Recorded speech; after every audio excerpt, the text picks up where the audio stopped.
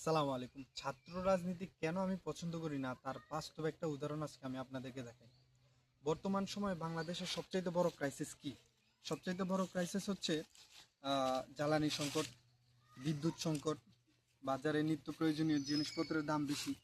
কিন্তু এইগুলা নিয়ে কথা কি বলবে? এগুলা নিয়ে কথা বলবে হচ্ছে বর্তমানে যে শিক্ষিত সমাজ আছে তারা। আর বর্তমানের বড় একটা শিক্ষিত সমাজ কি? ছাত্র শিবির আর হচ্ছে ছাত্রদল। কিন্তু তারা এই বিষয় নিয়ে কথা না বলে নিজেদের ভিতরে লাগালাগিতে আছে।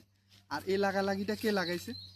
অবশ্যই যারা কিনা এইসব সিন্ডিকেট হ্যান্ডেল করতেছে বা মেনটেন করতেছে, অথবা সরকার দলীয় যারা এইসব বিষয়কে ধামাচাপা দিতে চায়, তারা মূলত চাইতেছে এই শিক্ষিত সমাজটা নিজের ভিতরে গুতাগুতি করুক, আর হচ্ছে যে তারা যেভাবে ইচ্ছা সেভাবে দেশটা পরিচালনা করুক।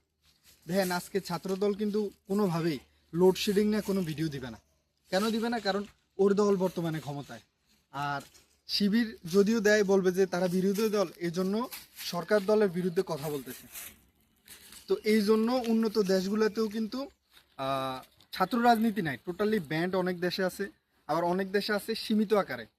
তো বাংলাদেশে যেই বিস্তারটা আছে ছাত্র রাজনীতি নিয়ে, আমার মনে হয় যে এটা টোটালি বন্ধ করা দরকার। আদারওয়াইজ এই রাষ্ট্র কখনোই উন্নত হবে না।